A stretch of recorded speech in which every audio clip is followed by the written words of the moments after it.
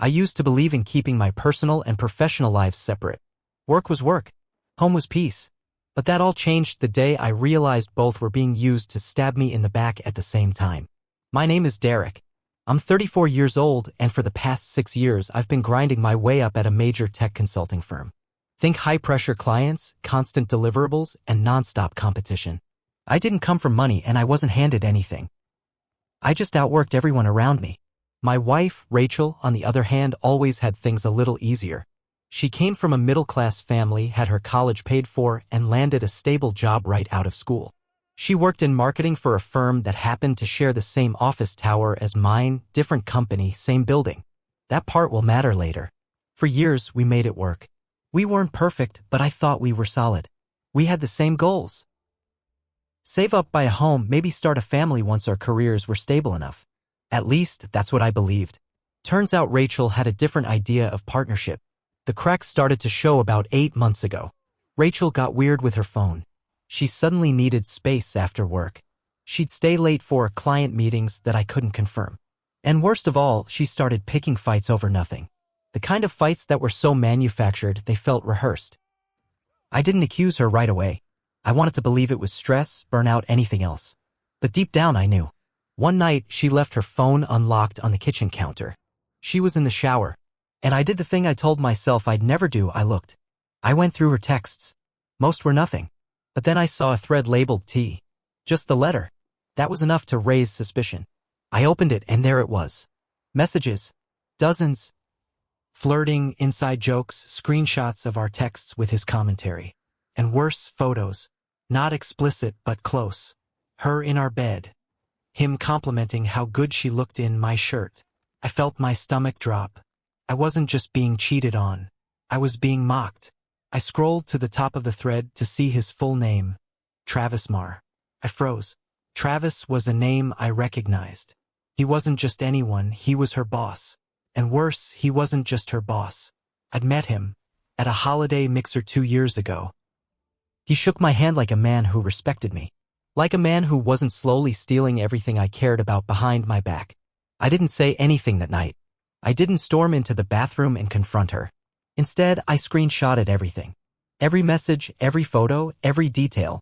I sent them to a secure folder.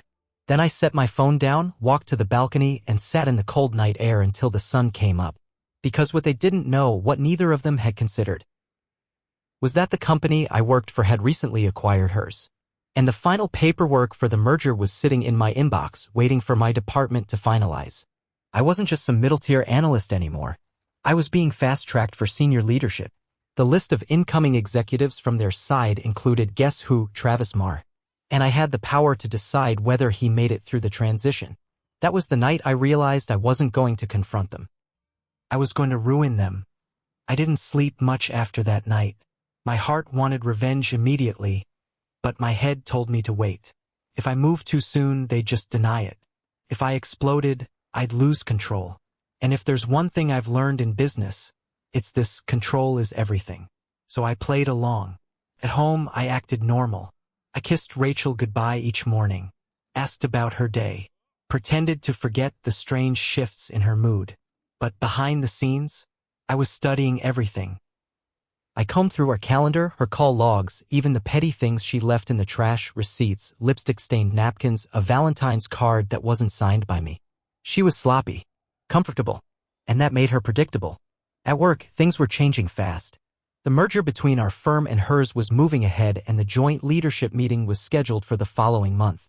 Travis was already on the integration list. According to his company bio, he'd been a strategic director for 6 years, but anyone who's been in corporate long enough knows that title usually means charismatic talker with no real skills. I knew I had a shot to bury him, but I needed more. I started asking quiet questions. Casual chats with people in HR, meetings with project leads from his side. I learned fast that Travis was liked, but not respected. A lot of people thought he was coasting. That he always took credit when things went right but disappeared when fires needed putting out. Perfect. I began putting together a transition risk report. It was a real document, something our firm required during acquisitions. The goal was to identify which incoming personnel were assets and which ones were liabilities. Normally, this report is technical metrics, turnover rates, leadership effectiveness. But I knew how to dress it up. I took every criticism I'd heard, anonymized the sources, and framed it in business speak. Tends to delegate critical responsibilities without follow-up. Has not demonstrated measurable success in previous launches. Creates a risk for team morale based on management inconsistency. Nothing emotional. Nothing petty. Just facts that no one could trace back to me personally. And then I attached it to my executive summary. I recommended Travis be transitioned out with severance before Q2. I didn't stop there. A week later, I used one of my internal contacts, someone in facilities who owed me a favor, to get access to their office floor after hours. I went in as part of a transition audit, which was true enough. I had every right to be there. But what I was really doing was accessing Rachel's desk. I found a flash drive, labeled Rachel Creative 2021. I plugged it into my laptop and found more than just marketing plans. I found a personal folder labeled T+R. Photos, chat exports, notes, even a dumb list called Weekend Excuses. I emailed the contents to my private backup.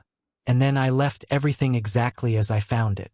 Clean, quiet, undetected. At home, Rachel still had no idea. She told me she might be going on a work trip soon. Client development weekend, she said. I smiled and said, sounds exciting. Just let me know if you need help packing. But inside, I was counting the days.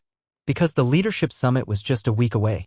And both of them were walking straight into the spotlight with no clue that the floor was already cracking beneath them. The leadership summit arrived on a Thursday morning. Neutral ground, one of those corporate event centers with too many windows, fake plants, and cold coffee. The day was packed with panels, workshops, and strategy meetings. Most people were there to impress. Me? I was there to execute. Rachel and Travis arrived together. Not literally side by side, but close enough. She walked in 5 minutes after him, probably to avoid suspicion, but I saw it. The glances, the subtle body language, the way she checked her phone every few seconds, waiting for a message she wasn't supposed to get. She didn't know I'd seen it all. I had dressed the part, sharp suit, calm smile, steady handshake, but inside, I was wired tight. I'd prepped my presentation with surgical precision. It wasn't flashy. It was the kind of thing executives respect.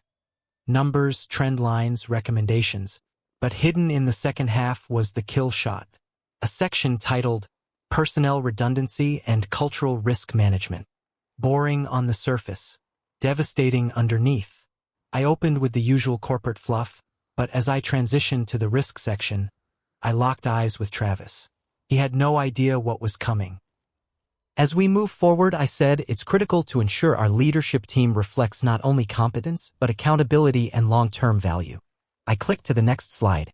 Travis's photo appeared, standard headshot pulled from the company intranet. The room went still. He shifted in his seat. I continued, several concerns were flagged during the integration phase. Then I read them aloud, one by one. Delegation failures. Team morale dips. Unsubstantiated campaign performance. It wasn't slander, it was sourced, clean, and accurate. But the effect was immediate. Travis looked like he'd swallowed glass. His smile cracked. A few people whispered. One of the senior VPs actually scribbled something on a notepad. That was enough. After the session, I pretended to make small talk with other department heads. But I kept one eye on Travis. He didn't come over. He didn't ask questions. He just left the room like a man walking into traffic. That night, the execs met privately. I wasn't invited, but Jack was. Jack was my mentor, someone who'd helped me navigate politics without ever asking for anything in return. He texted me after the meeting, your report sealed it. They're moving him out next month. Severance and NDA. I stared at that message for a long time. Not because I doubted it, but because it felt quiet. Clean. Almost too simple. But then Jack added, they also added your name to the short list for VP of Strategic Ops. Announcement next quarter. And that's when it hit me. I hadn't just buried Travis. I'd stepped into the role he was hoping to take. But I wasn't done. Because Rachel? She was still riding high. She had no idea her golden boss was about to get cut. And she certainly didn't know what I was planning for her. I waited until Sunday night. She came home tired, tossed her purse on the table, and sighed like she had the weight of the world on her shoulders. I asked how the weekend was. Long, she said, but productive. I nodded. Oh? Travis still your boss? She paused. Just for a second. That's when she knew something was off. Yeah, why? I looked her dead in the eye and said he won't be much longer. They're firing him. The decision was made Thursday. Her face went pale. What? You heard me. I stood up, picked up the laptop, and opened the folder labeled T+R. Her mouth opened. Nothing came out. Then she whispered, you went through my stuff? I laughed cold, flat. You went through my life. And then I walked out of the room, because this wasn't over yet. I wasn't just going to expose them. I was going to end them. Professionally, personally, completely. Rachel didn't follow me that night. She just sat there, stunned, while I closed the laptop and left her with the truth. I didn't raise my voice. I didn't need to, because the real damage had already started. Over the next few days, she changed. Not openly, not in ways a stranger might notice, but I knew her too well. The fake confidence was gone. Her eyes didn't hold the same shine when she asked how my day was. And most importantly, she stopped texting during dinner, because she knew I'd seen everything. But what she didn't know, what she couldn't possibly predict, was that I wasn't just going to leave. I was going to make sure she couldn't use me again. For years, I'd supported her financially. Covered her during job switches, paid for that marketing certificate she never finished, even funded a passion project she quietly abandoned after 2 months. And every time I chalked it up to love, to partnership. But after what she did, after I watched her parade around with her boss like I didn't exist, that generosity ended. I went to the bank and separated our accounts. Quietly. Legally. I rerouted all direct deposits, froze the joint card, and pulled my name from her car loan. The house, thankfully, was mine before the marriage. My lawyer made sure of that. I'd added her to the paperwork once because she asked because I trusted her but never filed it. It wasn't real. And now it never would be. At work, Travis's exit was moving fast. He tried to push back, of course. Claimed he was being targeted. But the executives weren't interested. The decision was airtight. No lawsuits, no drama. Just a quiet severance and a signature. He left without a send-off. No farewell email. No handshake line. Just gone. Rachel noticed the shift before I said anything. One night she asked, "Have you seen Travis lately?" I shook my head. Nope. Heard he was let go. She went quiet. Did you have something to do with that? I looked at her, deadpan. Why would I? He was just your boss. Right? She looked away. That silence told me everything. The following week, she tried to fix it. She started cooking dinner again. Asked if we could reconnect.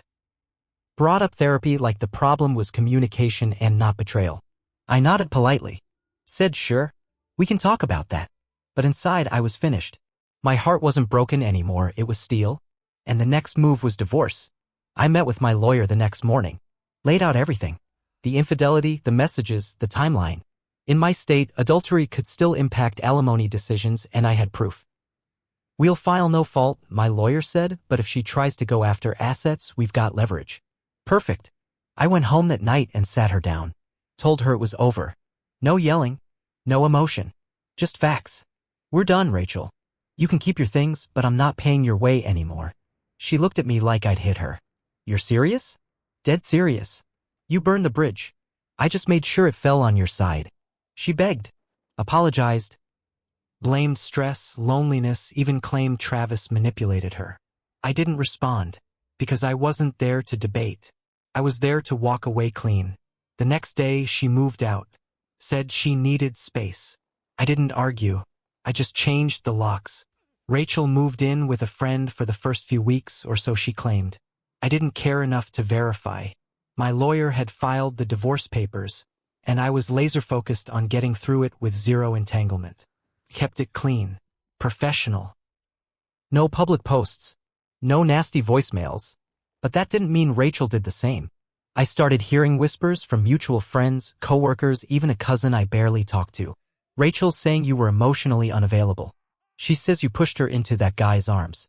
One person even said she told us you were cheating first. I didn't defend myself. I didn't have to. Anyone close enough to matter knew my character. And those who didn't? Let them believe what they wanted. I wasn't there to win popularity, I was there to end a lie.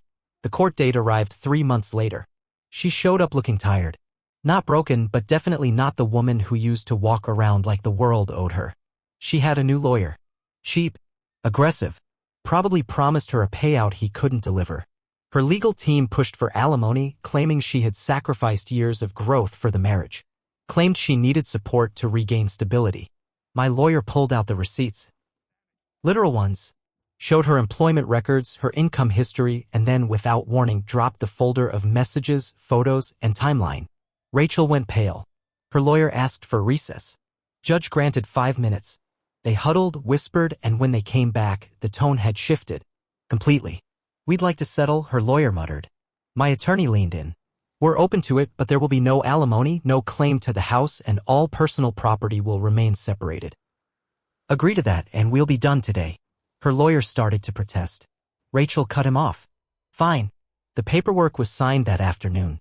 No tears. No hugs. No closure speech. She walked out first. I waited a few extra minutes just to make sure we wouldn't share an elevator.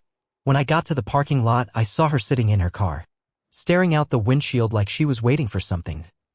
Maybe a different life, a better ending, some version of me that would chase her down and say, let's fix this. But I didn't. I got in my car and drove off without a word. That night, I slept like I hadn't in years. Not because everything was perfect, but because everything that was wrong had finally been cut loose. Travis was gone. Rachel was out of my house. My job was solid. And for the first time, I had peace. A month later, I was promoted. Official title: Vice President of Strategic Operations. New office. New team. New salary. It wasn't about the money, it was about what it meant. I'd survived betrayal from 2 sides and come out not just alive, but stronger. Rachel tried to message me once. A short text. I still miss us. I deleted it without responding. Because she didn't miss us. She missed the version of me that made her life easy. The version that didn't ask questions while she lived 2 lives. And that version, he was gone. Replaced by someone who knew better. Someone who wouldn't let love blind him again. Someone who chose self-respect over shared history. And honestly, I don't regret a single move. It's been just under a year since everything fell apart. Or maybe it finally came together. I still get asked if I regret anything. If I take Rachel back if she changed. If there's any part of me that misses the life we built. The answer is no. Because what we built was a lie. A nice one. A decorated one. But a lie nonetheless. People say revenge is a waste of energy. That it poisons the person who seeks it. Maybe they're right. But this wasn't revenge for me. It was clarity. For too long, I played the quiet husband. The reliable one. The one who gave without asking. And that made me invisible. To her. To Travis. Maybe even to myself.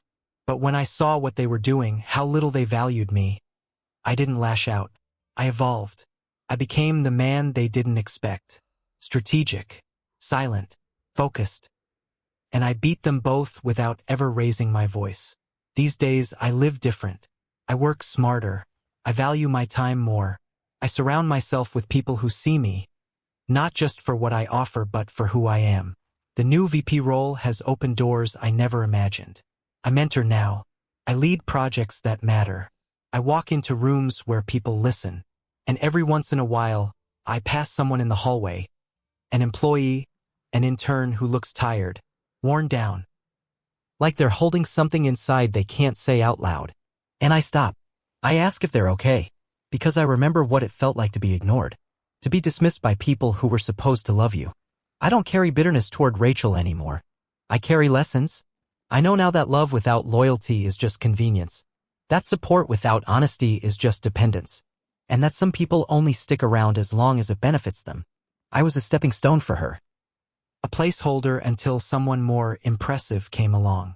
But she forgot one thing. You never know who you're standing on. Because the man she betrayed, he became the man who ended her career without lifting a finger. The boss she slept with, he walked out the back door while I got handed the keys to the front. And me, I kept everything. my house, my dignity, my peace. I didn't have to destroy them. They destroyed themselves. All I did was stop protecting them from the consequences. So if you're listening to this and you've ever felt like the one getting used, ignored, or betrayed, remember, you don't always need to fight fire with fire. Sometimes the smartest move is to step back, plan carefully, and let them walk right into the mess they created. You don't need to scream. You don't need to beg. You just need to know your worth and act like it. And when the time comes, you'll win without even raising your voice. Just like I did.